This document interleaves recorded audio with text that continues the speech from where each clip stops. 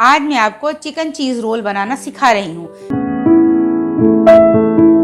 Slice bread के लिए है, बॉइल्ड चिकन लिया है, चिकन पाउडर, नमक, काली मिर्च, हरी प्याज, चीज लिए है, चीज डाल रही हूँ। फॉर्क की मदद से हम पहले इसको मैश करेंगे।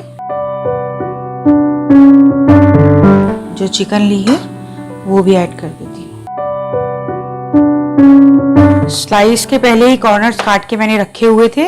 अब हम इसको बेलन से बेल लेंगे। मैं इसमें रखती हूँ। हमने रोल कर लिए और फिंगर की मदद से इसको दबा दिया। रोल को एग में डिप करूंगी, ब्रेड क्रम्स में डिप करूंगी। अब मैं इसको फ्राई कर रही हूँ।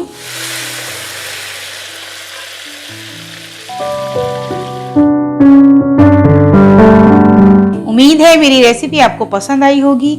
अगर आपको मेरी रेसिपी पसंद आई है तो इसको लाइक, शेयर और सब्सक्राइब कीजिए।